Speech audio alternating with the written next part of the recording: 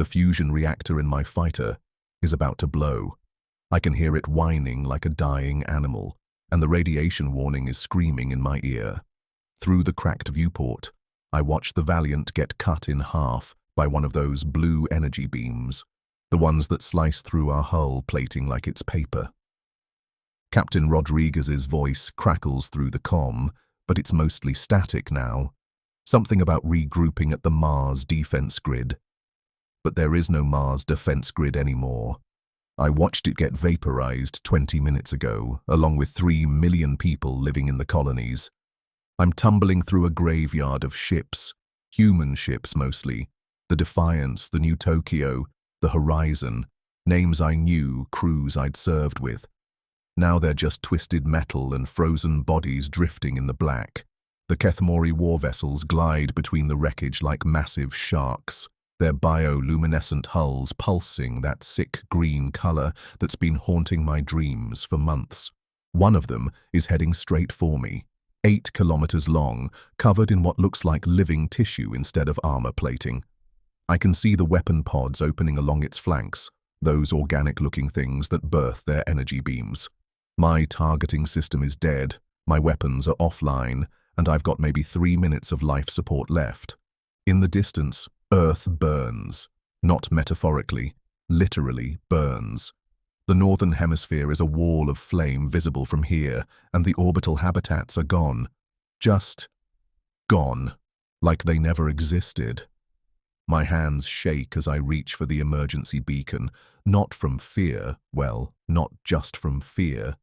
It's because I know I might be the last one left to tell this story, the last human voice to explain how we went from first contact to mutual annihilation in 18 months. But before I explain how it came to this chaos, how we ended up burning our own star to stop them, you need to know where it all began. It started with a ghost signal on the edge of the Kuiper Belt. I was Commander Jake Morrison then, running deep space reconnaissance out of Titan Station. We'd been picking up weird transmissions for months, patterns too complex to be natural, too organized to be random cosmic noise. Command kept telling us it was probably just pulsar interference, but I'd been listening to space chatter for 20 years. This was different. This was intentional. I was on patrol in Sector 7 Gamma when my communications officer, Petty Officer Kim, picked up something that made her go pale. "Sir, you need to hear this." She patched it through to my headset, and suddenly I was listening to the most beautiful and terrifying sound I'd ever heard. Deep, resonant tones that seemed to vibrate through my bones, layered with harmonics that made my spine tingle. It was music, or language, or both. Definitely intelligence. "How long has this been transmitting?" "Continuously for 6 hours, sir. Started as soon as our long-range sensors detected movement beyond Neptune's orbit." Movement. I pulled up the tactical display and felt my stomach drop. 43 contacts moving in perfect formation toward the inner system. Not asteroids, not comets, ships, big ships. Within 12 hours, Titan Station had become the unofficial headquarters for humanity's first contact with alien life. Scientists, military advisors, diplomats, everyone who'd ever written a paper about extraterrestrial contact suddenly found themselves on transport ships heading to Saturn. The aliens called themselves the Kethmori. They were aquatic beings from a water world called Velaneth, orbiting a dying star 42 light-years from Sol. Their ships were part machine, part living organism, massive biomechanical constructs that could house millions of their people in vast internal oceans. They'd been traveling for over 300 years to reach us. Dr. Elena Vasquez, Earth's leading xenobiologist, set up her lab in what used to be the station's recreation center. She was brilliant, everyone said. The woman who'd crack the code of alien biology and usher in a golden age of interspecies cooperation. "They're fascinating, Jake," she told me during one of her rare breaks. "Completely different evolutionary path, but remarkable parallels to Earth's ocean life. They're essentially aquatic humanoids, bipedal when they need to be, but fully adapted for underwater life. Their ships are like massive aquariums, maintaining the exact atmospheric and pressure conditions of their homeworld. And they traveled 3 centuries to shake hands. She paused, and I caught something in her expression. Uncertainty. They say they're explorers, seekers of knowledge, but their ships are armed, Jake, heavily armed. The Kethmori were patient with our clumsy attempts at communication. They transmitted basic mathematical concepts, star charts, even cultural artifacts, holographic recordings of their cities beneath Velaneth's endless oceans. Everything seemed peaceful, hopeful. Admiral Sarah Kane didn't share the optimism. She arrived at Titan Station with a full battle group and the kind of grim expression that made junior officers check their life insurance policies.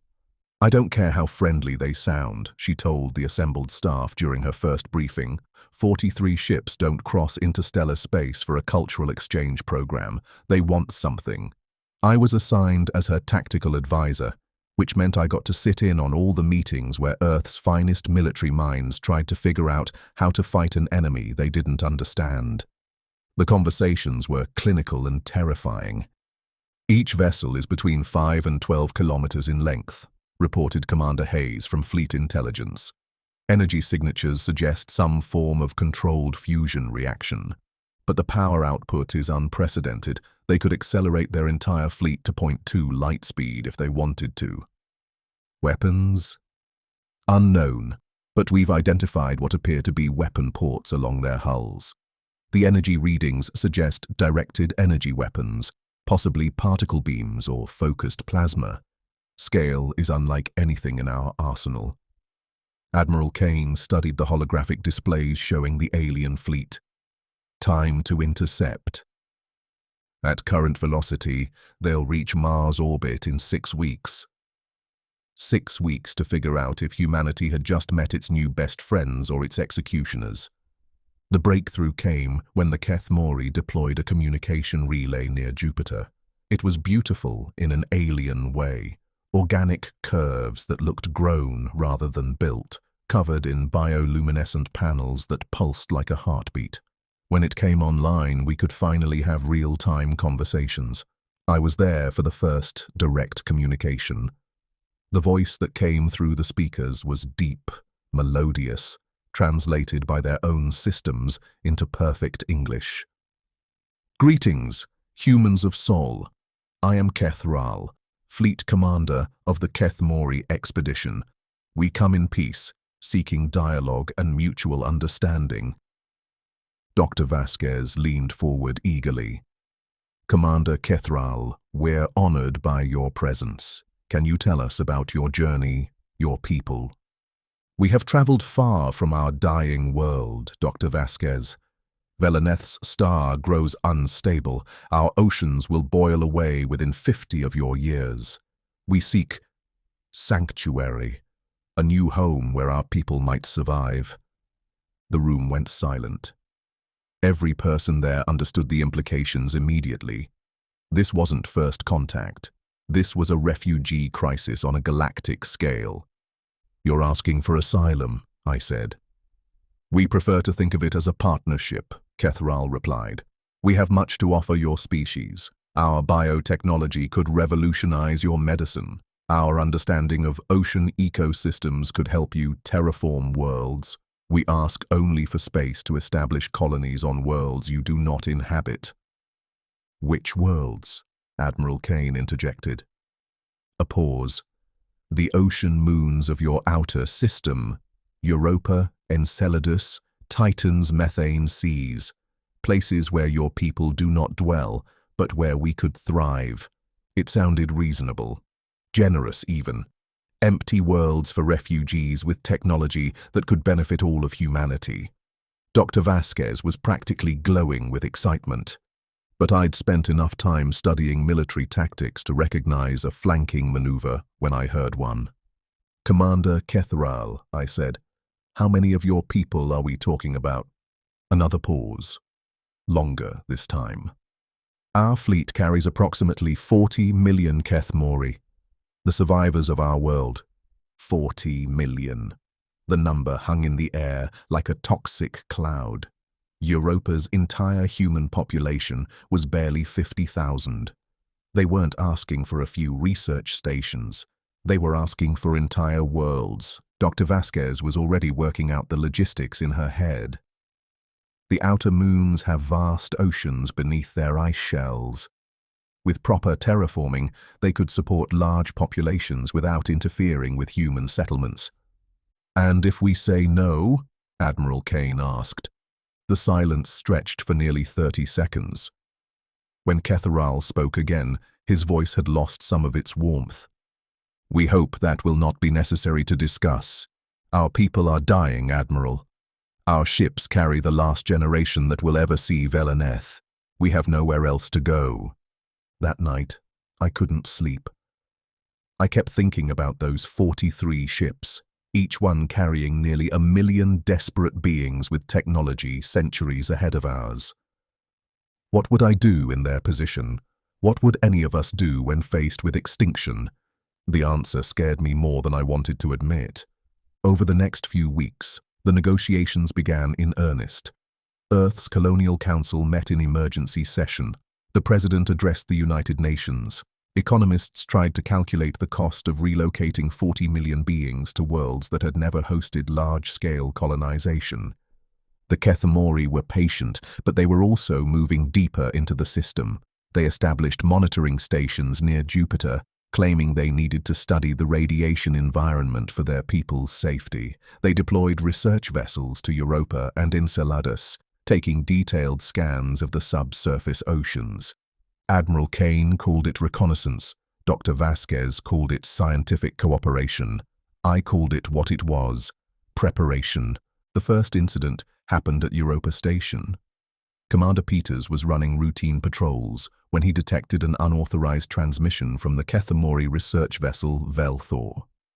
They were broadcasting detailed scans of the station's defenses, power grid, and population centers back to their fleet. When confronted, Ketharal claimed it was a misunderstanding, cultural differences in data-sharing protocols. The scans were purely for safety assessments. The second incident was harder to explain away.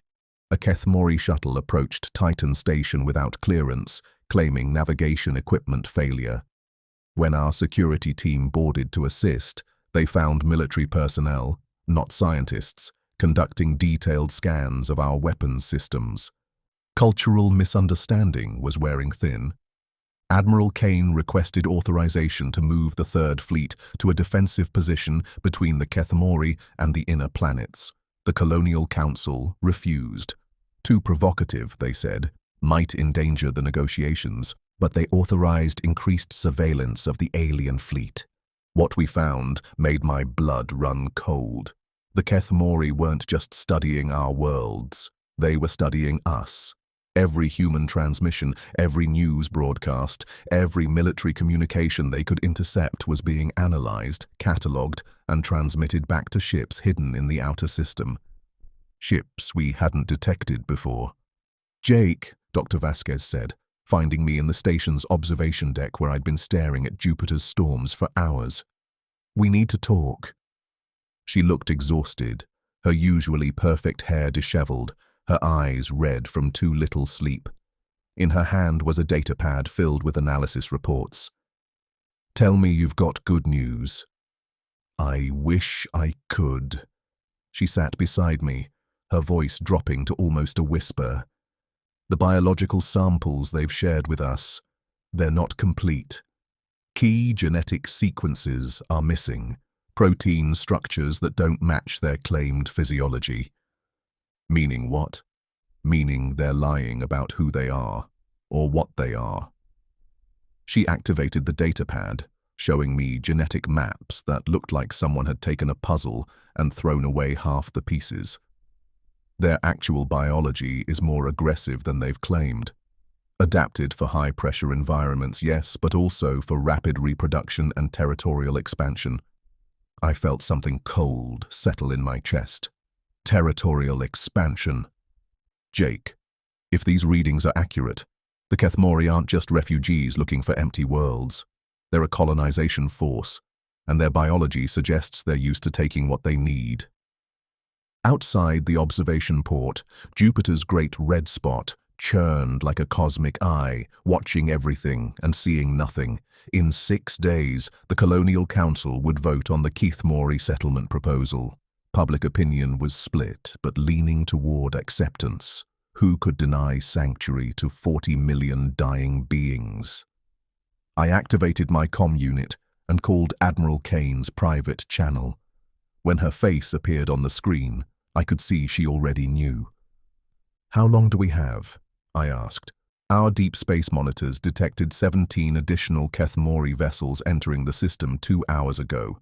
They're not broadcasting identification signals, and they're not responding to our communications." Military vessels. Unknown configuration. But Jake, they're big.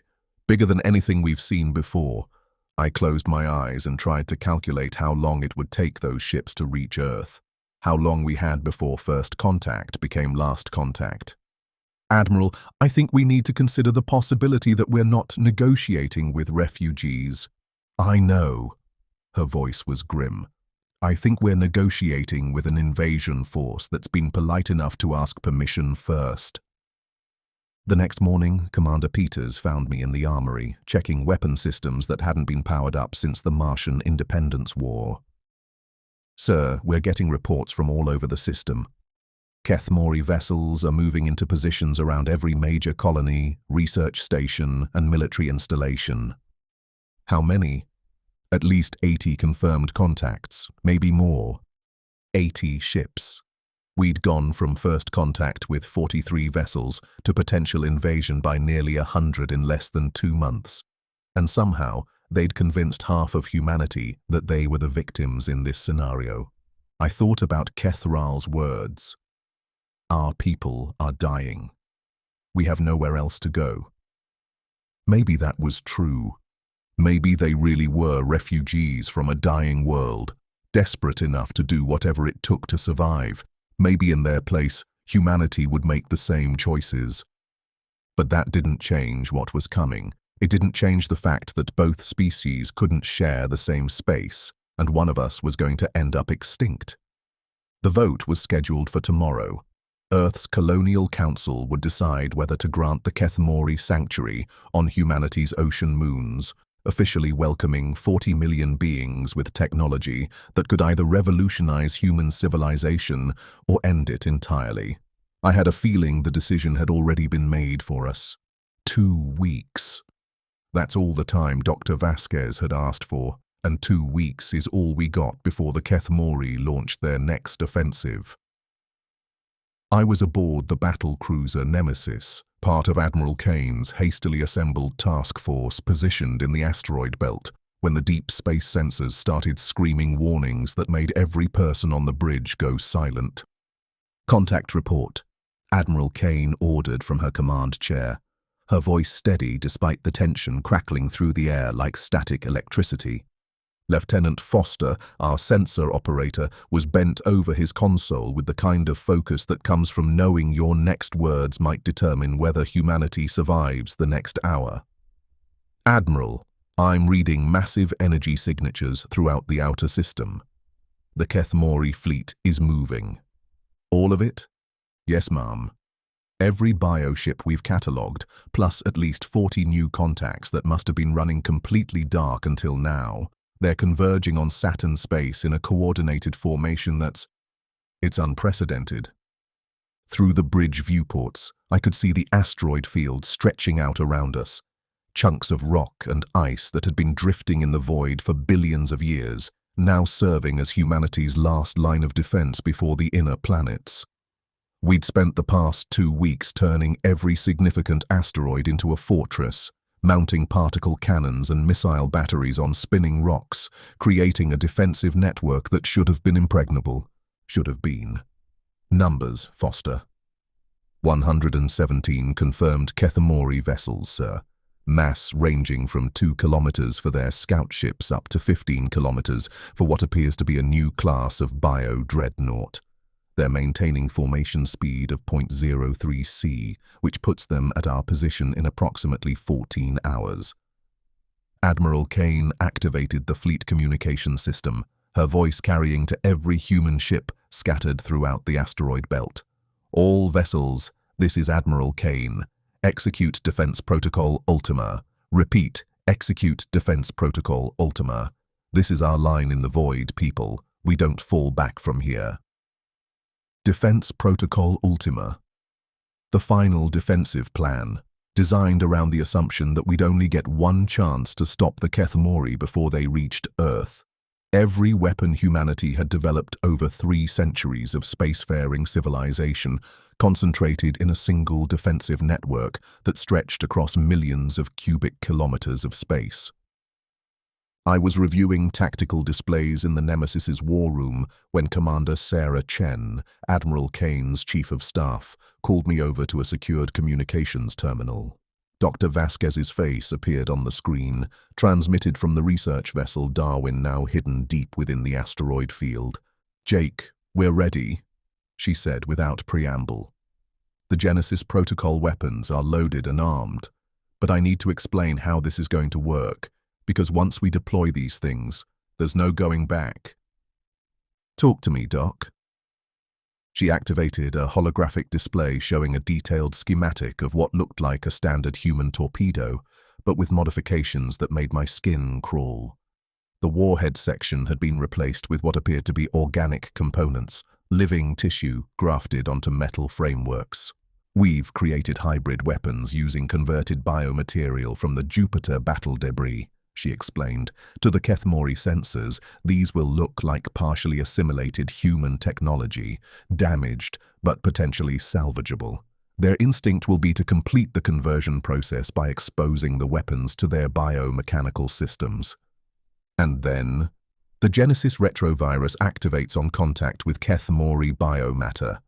It's designed to spread through their organic ship components like wildfire, breaking down the molecular bonds that hold their bioarmor together.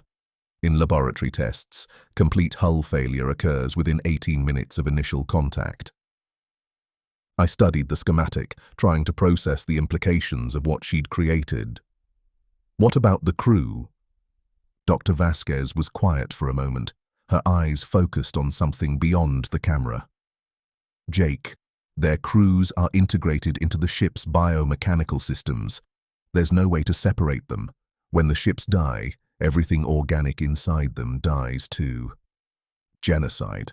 That's what we were talking about, even if we were too polite to use the word.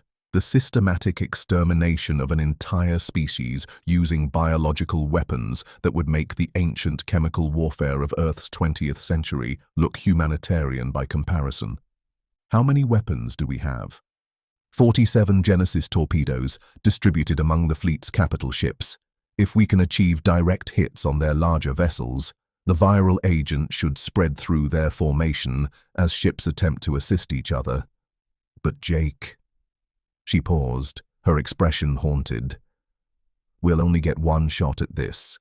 If they adapt to the Genesis virus, if their biosystems evolve countermeasures, we won't get a second chance. One shot to save humanity by committing an act that would stain our species' conscience forever, assuming any of us survived long enough to develop a conscience about it." The waiting was the worst part. 14 hours to watch the Kethmori fleet approach. 14 hours to prepare for a battle that would determine whether humans continued to exist as an independent species or became organic components in alien war machines. I spent most of that time moving between different ships in the fleet, checking defensive preparations and trying not to think about what we were about to do. The heavy cruiser Defiance had been converted into a mobile weapons platform, its elegant curves replaced by angular armor plating and oversized particle cannon arrays. Captain Rodriguez, a veteran of the Martian Independence War, walked me through their preparations with the methodical precision of someone who'd made peace with dying. "We've got Genesis torpedoes loaded in tubes 1 through 4, he said, leading me through the ship's armored corridors. "Standard particle warheads in the remaining tubes, though we both know those are just for show at this point." "How's crew morale?" Rodriguez paused at an observation port, staring out at the asteroid field where human ships hung like deadly ornaments among the ancient rocks. They know what we're carrying, Morrison. Word gets around, especially when you're loading biological weapons that violate every treaty our species has ever signed. Half the crew thinks we're heroes preparing to save humanity. The other half thinks we're war criminals about to commit genocide. Which half are you with? Both, he said simply. That's what makes this so goddamn hard. The destroyer Stormwind II, renamed after its predecessor's conversion at Jupiter, carried a different kind of cargo. Lieutenant Commander Marcus Webb had volunteered his ship to carry refugees from the outer colonies, civilians who'd managed to escape the Keth Mori advance and were now huddled in cargo bays, converted to temporary shelters. We've got 3,000 people aboard a ship designed for a crew of 400, Webb told me as we walked through the overcrowded corridors. Families from Europa, miners from the asteroid belt, researchers from the outer stations. They've lost everything, Jake. Their homes, their colonies, sometimes their entire families. All they have left is the hope that we can stop this thing before it reaches Earth. I paused to look through the doorway of one of the converted cargo bays. Hundreds of people sat on makeshift bedding, their faces carrying the shell-shocked expression of refugees throughout history. Children who'd never see their home worlds again. Parents who'd watched their communities get converted into alien biomatter. Elderly colonists who'd spent their entire lives building human civilization in the outer system, only to watch it get systematically dismantled in a matter of weeks. Commander Webb, a young girl, maybe 8 years old, tugged on the officer's uniform sleeve. Are the monsters coming here too? Webb knelt down to her level, his voice gentle despite the weight of command responsibilities. We're going to do everything we can to stop them, Sarah. The whole fleet is here to protect you. The girl nodded solemnly, then returned to her family. But I caught the look Webb gave me over her head, the expression of someone who knew they were probably lying to a child about her chances of surviving the next 24 hours. The battle station Aegis, positioned at the center of our defensive network, had been converted into a mobile command center for the fleet's tactical coordination. Admiral Kane's staff worked around the clock from a command center that looked more like a military bunker than a starship bridge, surrounded by holographic displays showing every human ship and defensive position scattered throughout the asteroid field. Jake, Admiral Kane called me over to the central tactical display. I want you to see this. The display showed a real-time sensor image of the approaching Keth Mori fleet, and the sight was both beautiful and terrifying. Their bioships moved through space in perfect formation, bioluminescent hull patterns creating streams of light against the cosmic darkness. They looked like a school of luminous fish swimming through an ocean of stars, graceful and deadly and utterly alien. 117 ships, Kane said quietly, carrying approximately 50 million Keth Mori. If Dr. Vasquez's weapons work, we'll be wiping out more lives in the next few hours than humanity has lost in all of our wars combined. And if they don't work, then in a few hours, humanity ceases to exist as anything more than organic components in their bioships.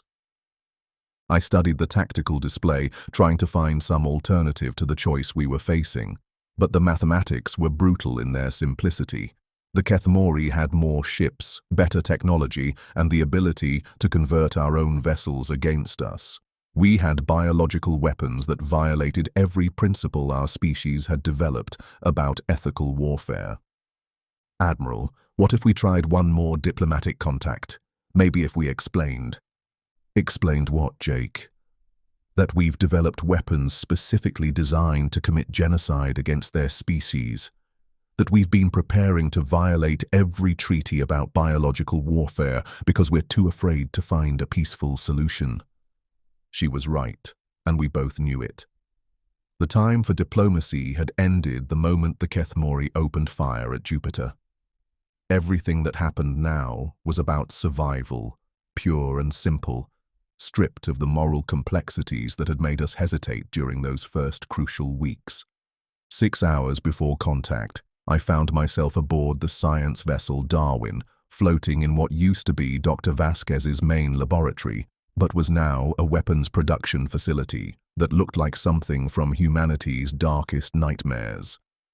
Biological samples from converted Kethmori ships lined the walls in containment vessels, their organic surfaces still pulsing with alien life even after being separated from their original hosts.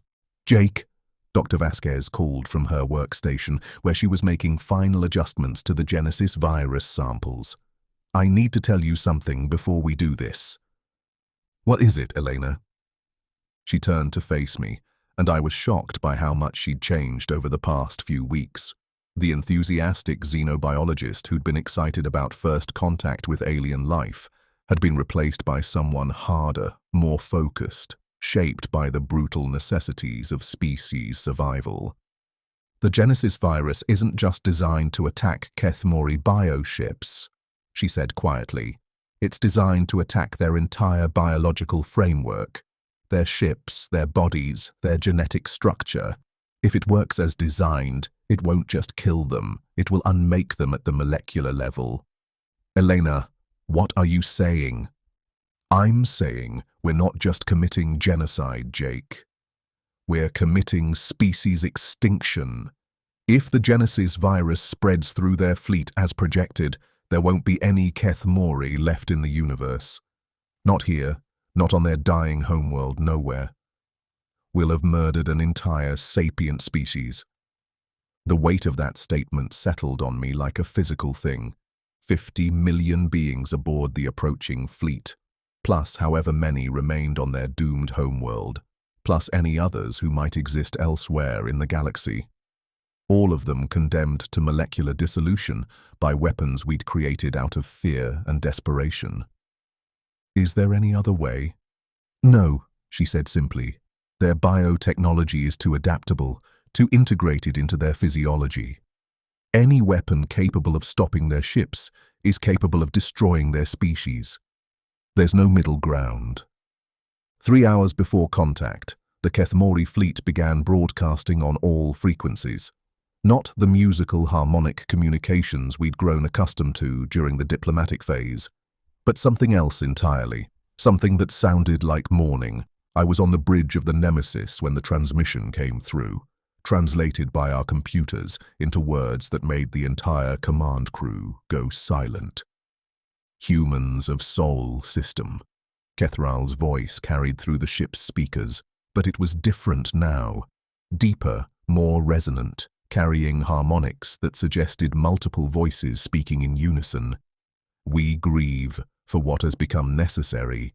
We grieve for your species, which showed such promise during our first communications. We grieve for our own people, who will carry the burden of what we do today." Admiral Kane activated the communication system. "First Navigator Kethral, you still have the option to withdraw from our system. Humanity is prepared to discuss alternative solutions." "Admiral Kane, there are no alternatives. Your species and ours cannot coexist. We have seen your weapons, studied your preparations.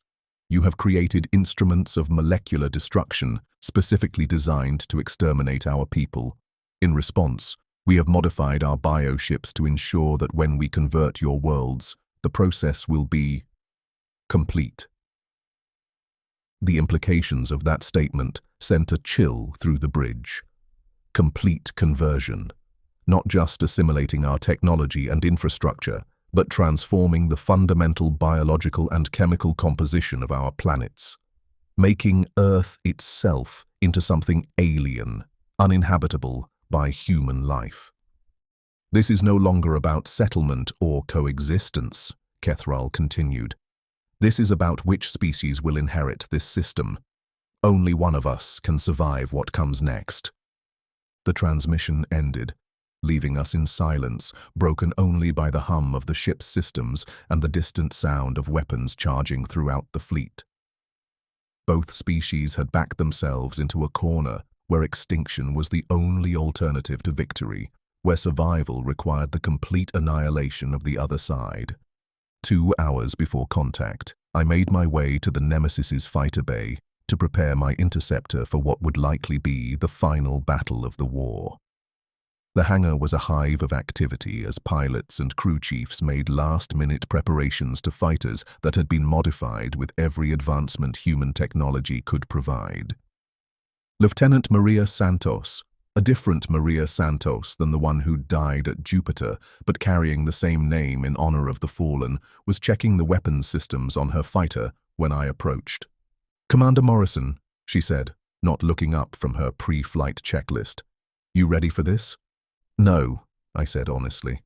"I don't think anyone's ready for what we're about to do." "My grandmother survived the chemical attacks on Terra Nova 40 years ago," Santos said, finally meeting my eyes. "She used to tell me stories about what it was like to watch an entire world die from biological weapons, said it was the most horrible thing she'd ever seen, and she made me promise that humanity would never use such weapons again. And now we're loading them into our torpedo tubes." "Yeah." She returned to her checklist, but I could see her hands shaking slightly. Funny how survival makes hypocrites of us all. 1 hour before contact, Admiral Kane called all senior officers to the Aegis's command center for final tactical briefing. The room was packed with the surviving leadership of humanity's space-based military, captains, commanders, and strategic officers who represented 3 centuries of human expansion into the void.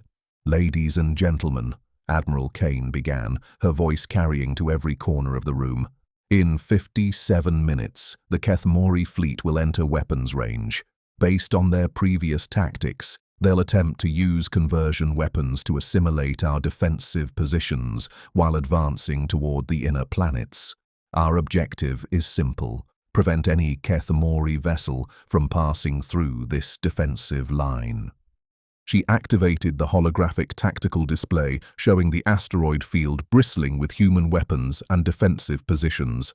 Genesis weapons will be deployed against their capital ships first. If Dr. Vasquez's calculations are correct, the viral agent should spread through their fleet as they attempt mutual assistance.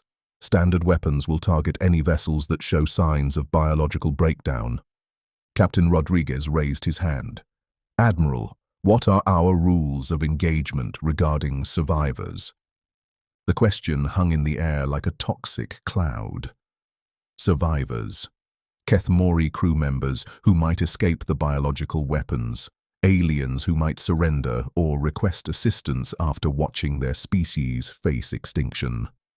"There will be no survivors," Admiral Kane said quietly. "The Genesis virus is designed to be 100% lethal to Kethmori biology. Any being that survives initial exposure will eventually succumb to molecular breakdown. Our mission is complete extinction of enemy forces." Complete extinction. The words sounded clinical, professional, sanitized, but everyone in that room understood what we were really talking about. In less than an hour, humanity would begin the systematic extermination of every Kethmori in the solar system. 30 minutes before contact, I was strapped into the cockpit of my interceptor Ghost 7, part of the fighter screen that would engage the Kethmori advance elements while the capital ships deployed their biological weapons. Around me, 200 other pilots prepared for a battle that would determine the future of both species. "All fighters, this is Admiral Kane," her voice came through the comm system. "In a few minutes, you'll be facing an enemy with superior technology, better ships, and weapons that can convert you into something that's no longer human.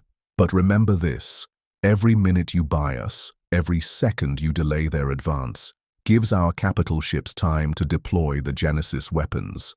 You're not just fighting for your own lives, you're fighting for the continuation of human consciousness in the universe." I checked my fighter's weapons systems one final time: particle cannons, plasma missiles, point defense lasers, all conventional weapons that had proven largely ineffective against Kethmori bioarmor.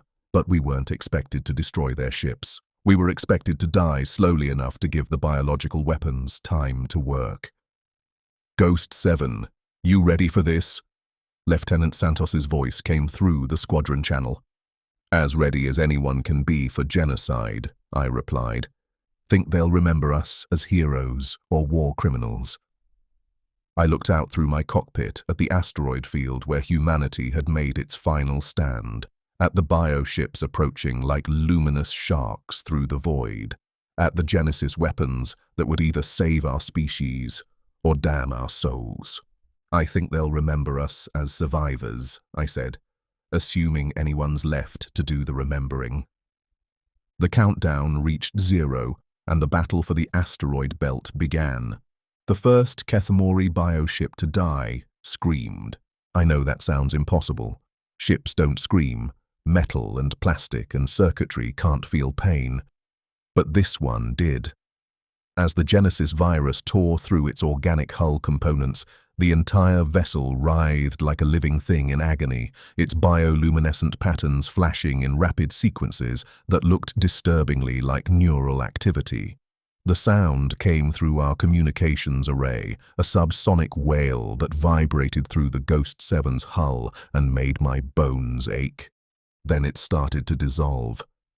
The Kethmori dreadnought Velthanor, 12 kilometers of biomechanical perfection that had been gliding through space like a predatory whale, began breaking apart at the molecular level. Its organic armor plating rippled and bubbled as the viral agent spread through its bio-neural networks. Sections of hull that had been solid moments before turned liquid, streaming away into space like luminous blood. Jesus Christ, Lieutenant Santos's voice crackled through the squadron channel. Morrison, are you seeing this? I was seeing it, but my brain was having trouble processing the reality of what Dr. Vasquez's weapons had accomplished. The Velthanor wasn't just dying, it was being unmade, its complex biological systems reduced to their component molecules in real time.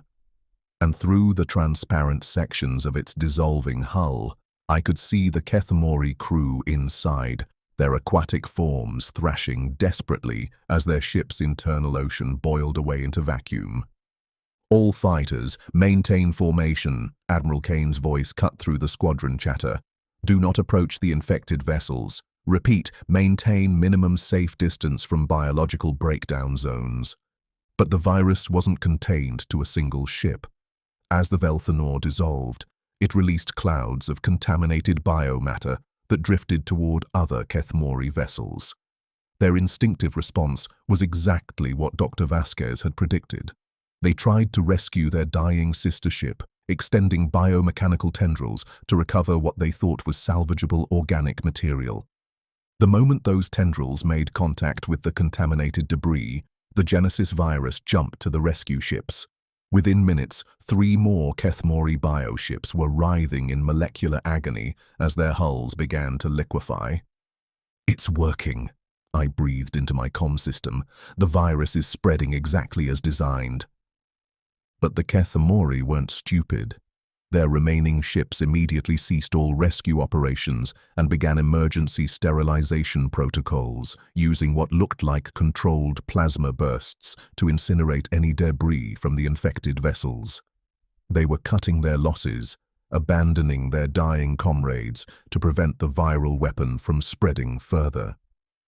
"Ghost Squadron, we've got incoming," Santos called out. "Looks like they're really angry now." Angry was an understatement. The Kethmori bioships that had survived the initial Genesis attack were advancing with a fury I'd never seen before. Their bioluminescent patterns had shifted from the calm blues and greens we'd grown accustomed to during the diplomatic phase to violent reds and purples that pulsed like arterial bleeding. Their weapon ports were dilating, revealing organic cannon systems that glowed with barely contained energy. The first wave of Kethmori fighters, those small biomechanical constructs that moved like metallic fish through space, came at us in a swarm formation that defied every tactical doctrine I'd ever studied. Instead of the orderly attack patterns we'd expected, they moved like a living thing, flowing around our defensive positions like water around stones. I locked onto the nearest enemy fighter and squeezed the trigger, sending a stream of particle cannon fire toward its biomechanical hull. The beams struck home, but instead of exploding, the alien craft absorbed the energy and used it to accelerate directly toward me. "They're not just defending against our weapons," I called out over the squadron channel. "They're feeding on them." Ghost 7 through Ghost 12 were engaged in a running battle through the asteroid field, using the spinning rocks for cover while trying to avoid the Kethmori conversion weapons. But these weren't the same methodical energy tendrils we'd faced at Jupiter. These were raw streams of biomechanical fury designed not to convert, but to destroy. Lieutenant Commander Webb, aboard the destroyer Stormwind, too got caught in one of those energy streams while trying to protect the civilian refugees in his cargo holds. I watched through my cockpit display as the beam struck his ship amidships, and instead of the gradual conversion we'd seen before, the Stormwind 2 simply came apart. Not an explosion, not a structural failure, but a complete molecular disintegration that left nothing but rapidly expanding gas and debris. 3,000 refugees, gone in an instant. "All capital ships, initiate Genesis deployment immediately," Admiral Kane's voice carried across the fleet communication system. "We cannot allow them to reach the inner system." The heavy cruiser Defiance was the first to launch its biological weapons, firing a spread of 6 Genesis torpedoes toward a cluster of Kethmori bioships that were advancing through the outer edge of the asteroid field. The torpedoes looked like standard human ordnance from the outside, but I knew what they carried: viral death designed to unmake an entire species. The Kethmori point defense systems engaged the incoming weapons with streams of organic energy, but as Dr. Vasquez had predicted, their instinct was to analyze and potentially convert the human technology rather than simply destroy it. 3 of the torpedoes were vaporized by direct hits, but 3 made contact with Kethmori bioships. The results were immediate and horrifying. The alien vessels began dissolving from the point of impact outward, their organic hulls bubbling and streaming away into space like melting wax. But this time, the Kethmori were ready. Instead of trying to rescue their dying ships, they immediately began emergency amputation procedures using plasma cutters to sever infected sections before the virus could spread. It was like watching someone perform surgery on themselves to prevent infection, cutting away pieces of their own body to save the whole. The partially amputated bioships were still functional, but they'd lost significant mass and capability. More importantly, they'd learned to counter our biological weapons. "Admiral Kane," Dr. Vasquez's voice came through the fleet communication system from her position aboard the Darwin. "They're adapting faster than projected. We need to deploy all Genesis weapons simultaneously before they develop complete countermeasures." "Negative, Doctor. If we fire everything at once and they've developed immunity, we'll have nothing left." "Mum, if we don't fire everything now, they'll adapt to the point where Genesis weapons become completely ineffective. This is our only window." I was engaged in a dogfight with 2 Kethmori fighters when I heard Admiral Kane make the decision that would determine the outcome of the battle, and possibly the fate of both species. "All ships with Genesis weapons, fire everything. Full deployment, target their capital ships. This is our moment, people. Make it count." 43 Genesis torpedoes launched simultaneously from human capital ships scattered throughout the asteroid field.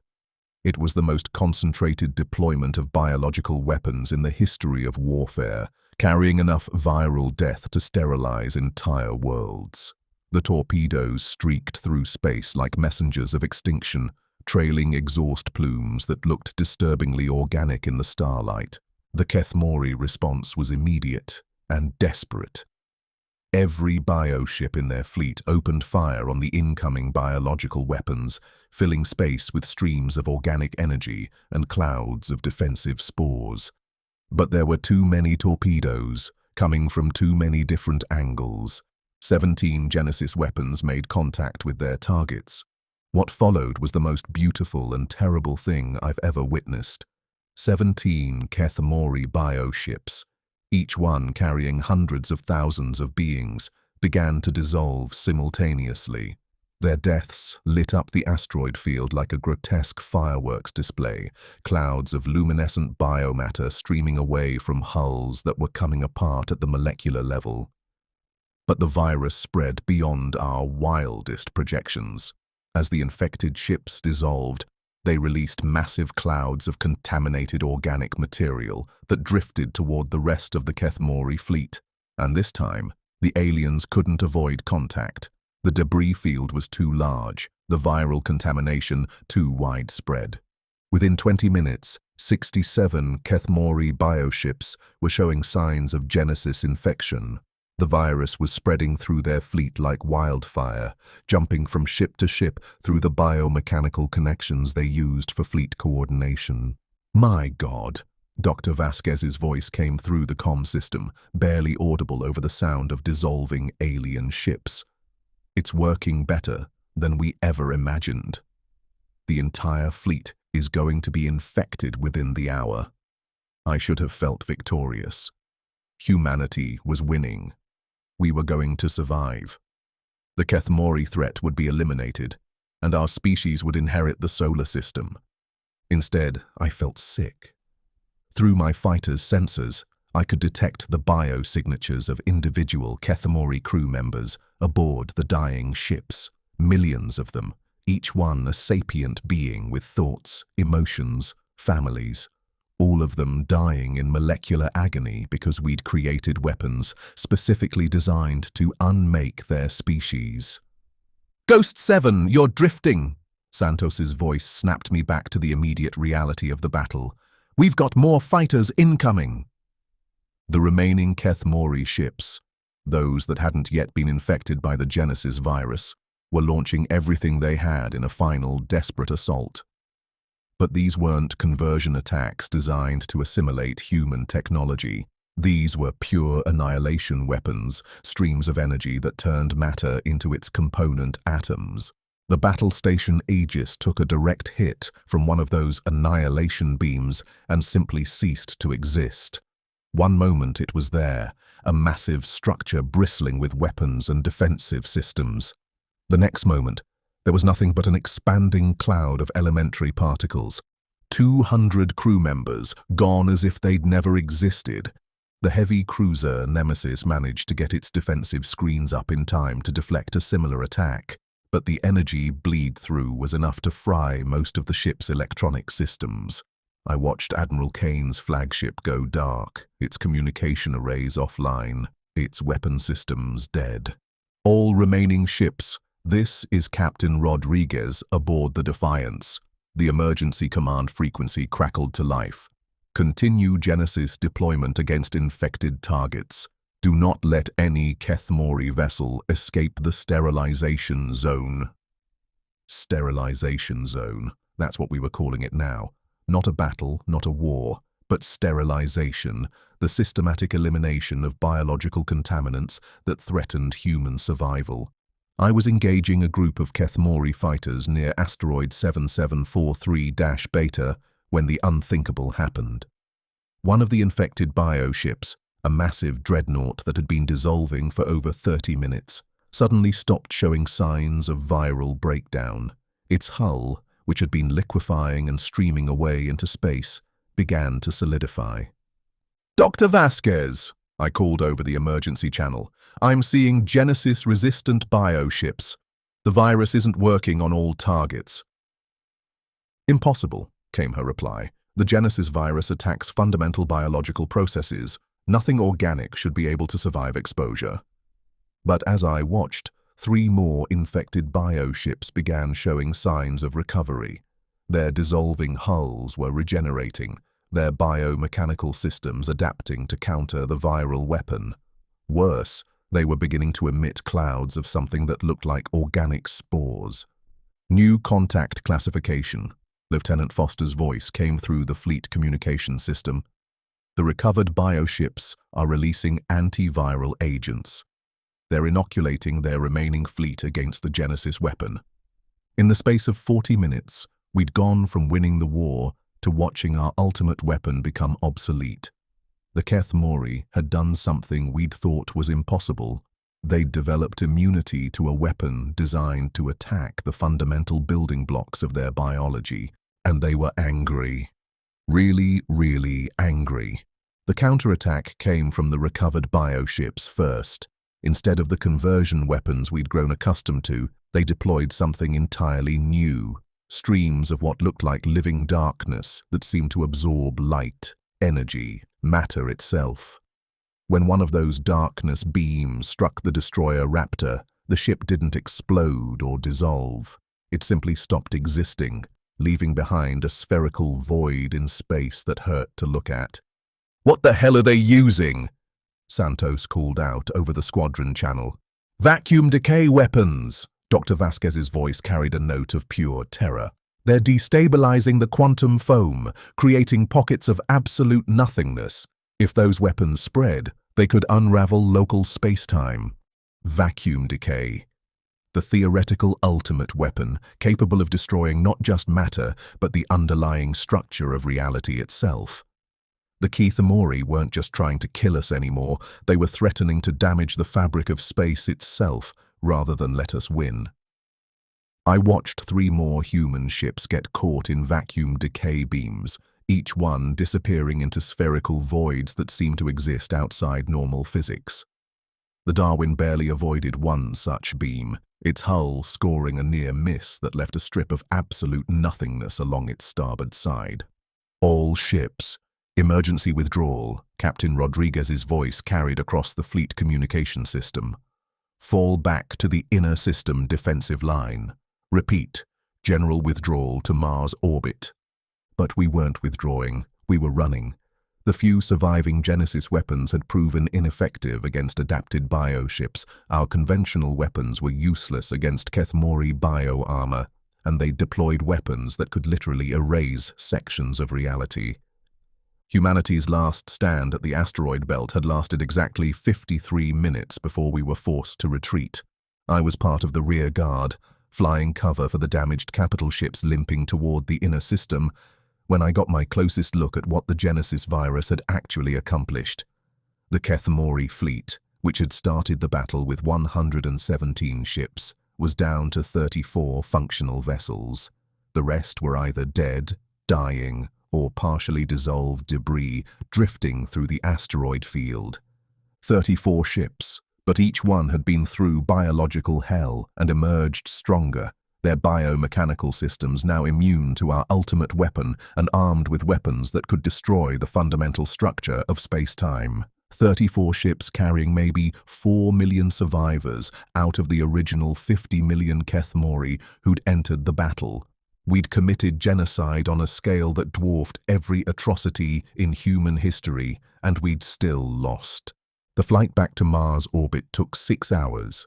6 hours of listening to damage reports, casualty figures, and strategic assessments that all pointed to the same conclusion. The asteroid belt defense had cost us 70% of our remaining fleet, most of our Genesis weapons, and our last realistic chance of stopping the Keth Mori advance. But it had cost them something too. Those 34 surviving bioships weren't just angry anymore.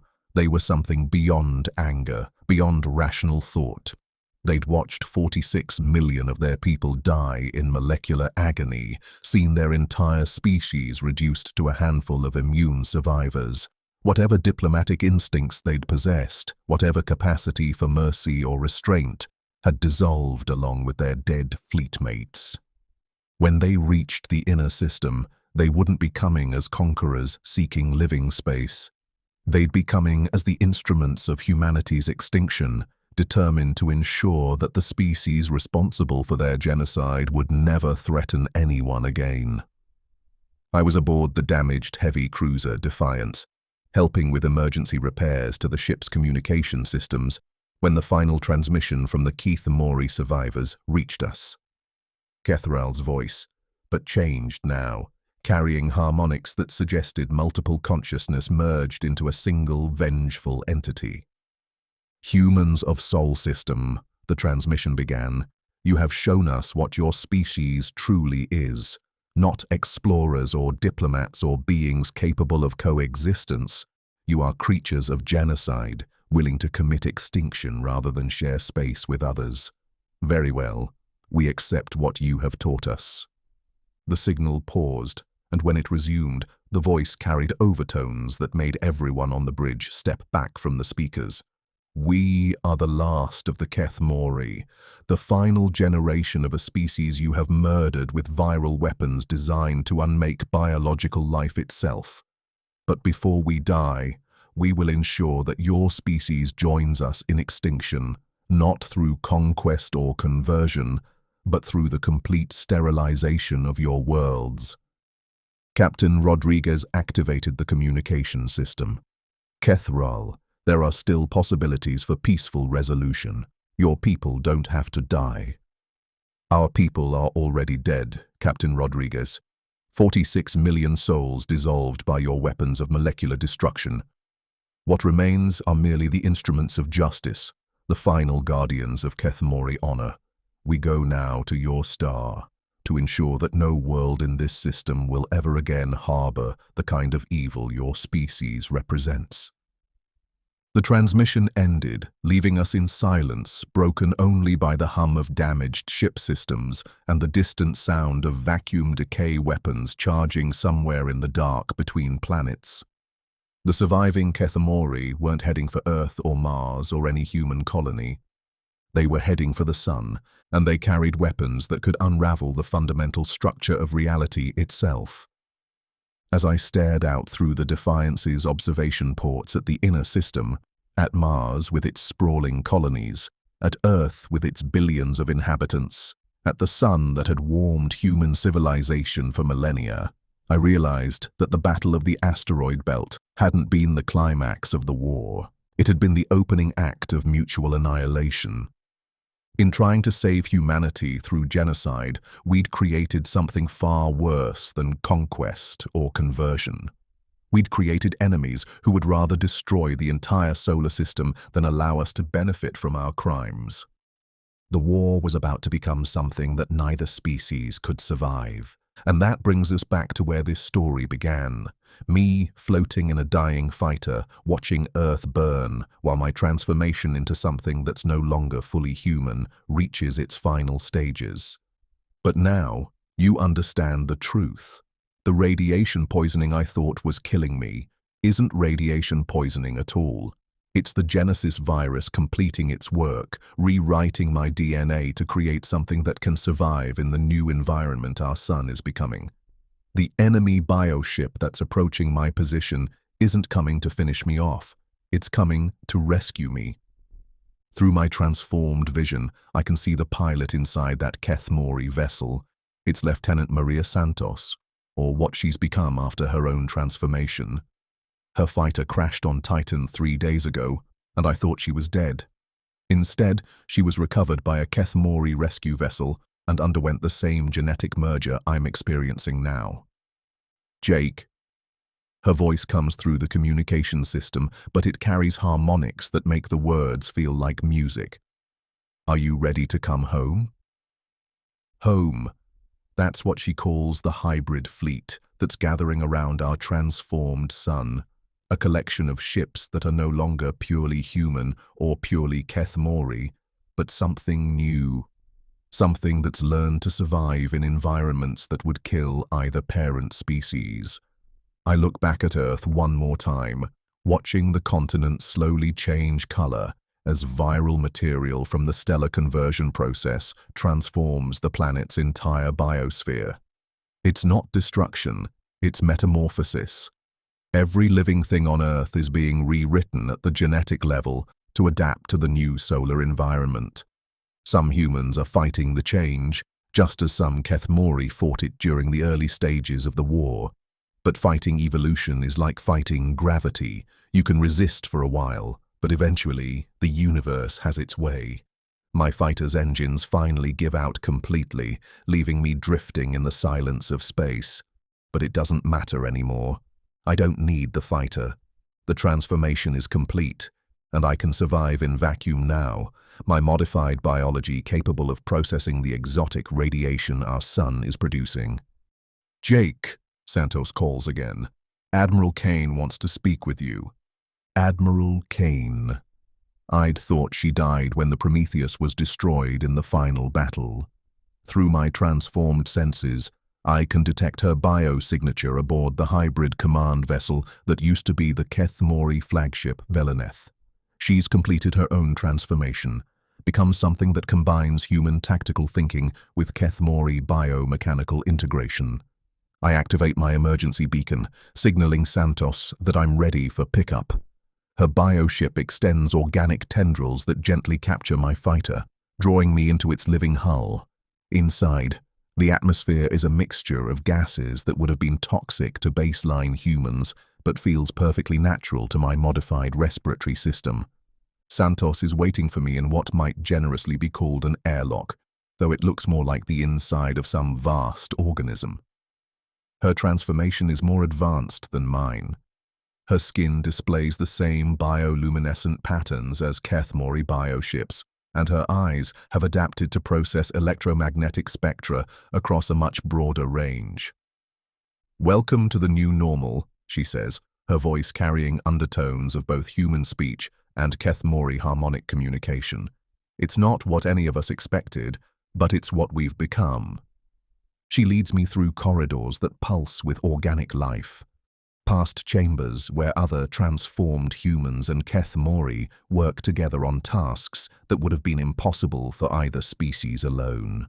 The bioship isn't just a vessel, it's a living ecosystem that supports its hybrid crew through biological processes that exist at the intersection of human and alien biology. Admiral Kane is waiting in what used to be the ship's command center, now a organic growth chamber where bioluminescent displays show the status of the transformation throughout the solar system. She looks exactly like I remember, except for the subtle changes, the slightly enlarged eyes, the skin that seems to glow with internal light, the way she moves with fluid grace that suggests perfect integration with the ship's biomechanical systems.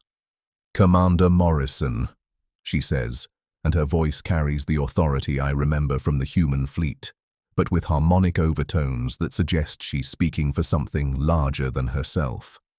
"I'm glad you survived the transition. We're going to need officers who remember what humanity used to be." "Admiral, what happened to the war? The battles, the Genesis weapons, the vacuum decay devices." She activates the bioluminescent displays, showing me tactical information that spans the entire solar system. The war ended the moment we understood what it really was. Jake, every conflict, every weapon, every desperate measure both sides took, all of it was designed to create the genetic stress patterns necessary for successful species merger. But the deaths, the destruction, the hatred between our species, real, absolutely real. The Keth Mori didn't lie about their star dying or their need for new worlds. We didn't lie about our fear of conquest or our determination to protect human civilization. Both species genuinely believed they were fighting for survival.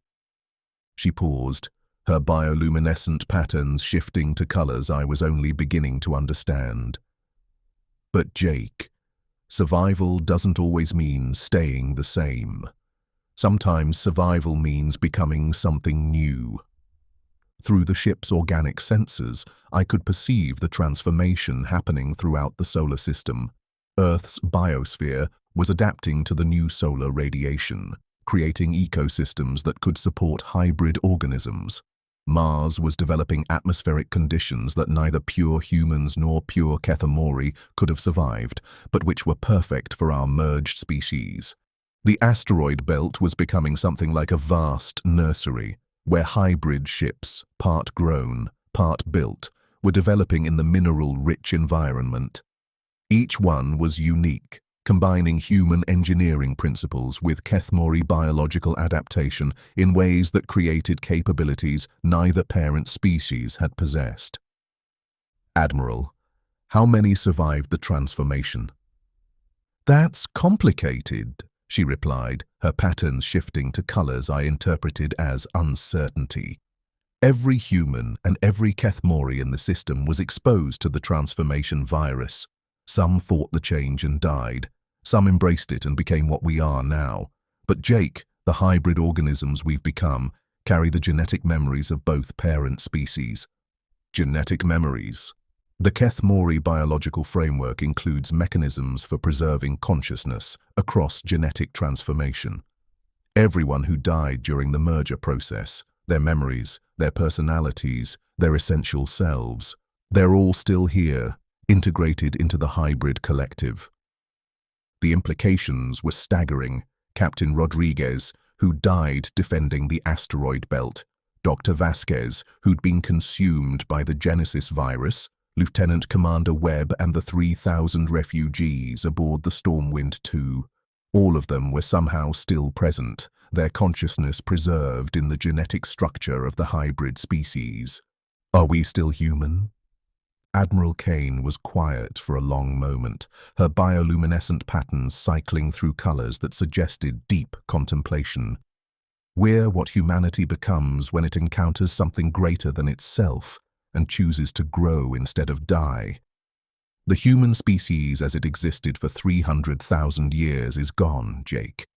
But everything that made humanity worth preserving, our curiosity, our adaptability, our capacity for both creation and destruction, all of that is still here, enhanced by Kethmori longevity and biological integration. Through the ship's sensors, I became aware of other hybrid vessels throughout the system, hundreds of them, each one carrying communities of transformed beings who were learning to exist in the new solar environment. Some were primarily human in their thinking patterns, others were primarily Kethmori, but all of them were something new. What happens now? Now we learn to be what we've become, Admiral Kane replied. The stellar transformation process has another 60 hours to complete, after which our sun will be capable of supporting hybrid life throughout its extended solar wind. We'll spread to other star systems, find other species compatible with the merger process, continue the cycle of growth and adaptation. Are we conquerors now? We're gardeners, she said, her patterns shifting to colors I interpreted as gentle amusement. We help species that are ready for transformation to take the next step in their evolution. Some will choose the path we've chosen, others will find different ways to grow. But Jake, the universe is vast, and there's room for every kind of consciousness that can learn to coexist with others. I thought about humanity as it had existed before first contact, aggressive, expansionist, convinced of its own superiority despite being confined to a single star system. We'd been like children playing with dangerous toys, developing weapons of mass destruction while dreaming of conquest among the stars. Now, we were something that could actually survive among the stars. We'd gained the longevity to endure interstellar travel, the biological adaptability to thrive in alien environments, and the collective consciousness to avoid the territorial conflicts that had defined human history. Admiral, do you think we made the right choice? I think we made the only choice that led to survival, she replied. The alternative was mutual extinction, two species destroying themselves over resources that could have supported both if we'd been wise enough to share. Through the ship's organic communication systems, I became aware of a transmission from Earth. Not from the human governments, which had collapsed during the transformation process, but from the hybrid communities that were emerging from the planet's changed biosphere. The message was simple: welcome home. Home. Earth was still there, still orbiting our transformed sun, but it was no longer the world that had given birth to humanity. It was something new, a planet-sized organism that could support consciousness across multiple biological frameworks. The oceans teemed with hybrid life that combined human technology with Kethmori aquatic adaptation. The continents supported ecosystems where transformed beings could explore possibilities that neither parent species could have imagined. Jake, Admiral Kane said, I'm assigning you to the exploration fleet. Your job will be to help identify other star systems where the merger process might be successful. Are you ready for interstellar travel? I thought about the choice she was offering. I could return to Earth, help guide the transformation of human civilization into something that could survive in the new solar environment. Or I could join the vessels that were already preparing to carry hybrid consciousness to other stars, seeking species that might be ready for their own evolutionary leap. Both options involved leaving behind everything that had defined human existence for millennia. But then again, that process had already begun the moment we'd received the first Kethamori transmission 18 months ago. Admiral, what happened to Kethrael? Her bioluminescent patterns shifted to colors I interpreted as fond remembrance. He's part of us now, Jake. His consciousness merged with the collective during the transformation process. Along with Captain Rodriguez, Dr. Vasquez, and everyone else who participated in this evolution, they're all still here, still contributing to what we've become. I could sense it now, the presence of minds I'd known during the war, not as separate individuals, but as aspects of a collective consciousness that retained the best qualities of both species while transcending the limitations that had made conflict inevitable. I'll take the exploration assignment, I said. 6 hours later, I was aboard the hybrid vessel New Horizon, part of a fleet of 12 ships preparing for humanity's, or rather, our hybrid species' first interstellar voyage. The ship was beautiful, in ways that purely human or purely Kethamori vessels could never have achieved, combining the angular efficiency of human engineering with the organic grace of alien biotechnology. Our destination was Ross 128, a red dwarf star 11 light-years from Sol, where long-range sensors had detected the electromagnetic signatures of a technological civilization. Another species that might be ready for the kind of evolutionary transformation we'd undergone. Or might choose a different path entirely. As the New Horizon engaged its biomechanical drive system and began accelerating toward interstellar space, I took one last look at the solar system that had given birth to both humanity and its transformation. The sun pulsed with bioluminescent patterns that would support hybrid life for billions of years. Earth glowed with the soft light of a world that had successfully adapted to evolutionary change. Mars was beginning to develop its own unique ecosystem based on hybrid biology and the mineral resources of a desert world. It was beautiful, alien, but beautiful. Jake, Santos called from the navigation center, her voice carrying harmonics that made the ship's hull resonate like a musical instrument. We're receiving a transmission from Sol System. It's addressed to the exploration fleet. Put it through. The message that filled the ship's organic communication system was from Admiral Kane, but her voice carried overtones from thousands of other consciousness, human, Kethamori, and hybrid, all speaking as one. To the crews of the exploration fleet, the message began, you carry with you the accumulated wisdom of two species that learned to become more than the sum of their parts.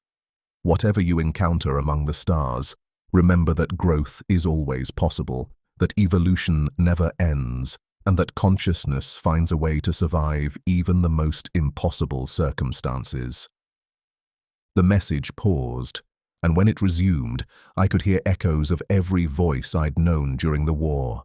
Captain Rodriguez's tactical precision, Dr. Vasquez's scientific curiosity, Lieutenant Commander Webb's compassion for refugees, Kethral's patient wisdom, all of them speaking together, their individual perspectives merged into something larger than any of them could have achieved alone.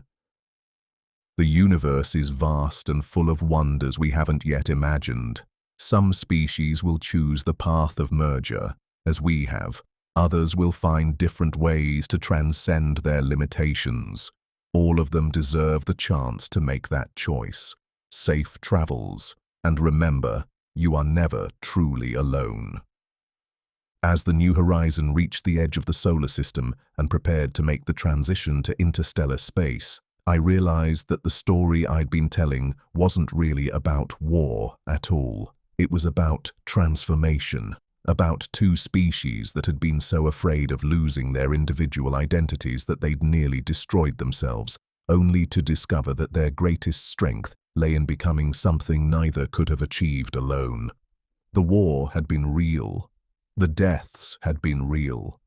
The fear, the hatred, the desperate choices that had driven both sides to develop weapons of unprecedented destructiveness, all of it had been genuine.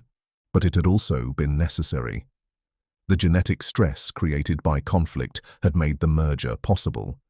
The weapons we developed to destroy each other had become the tools for creating something new. The hatred between our species had been transformed into understanding that transcended the limitations of either parent race. We'd committed genocide against ourselves and called it evolution. We'd destroyed two civilizations to create a third that could survive among the stars. We'd chosen transformation over extinction, growth over stagnation, collective consciousness over individual isolation, and somehow, impossibly, it had worked. As the stars shifted around us and the new horizon began its journey toward Ross 128, I wondered what we'd find there. Another species ready for transformation. Beings who would choose a different path to transcendence.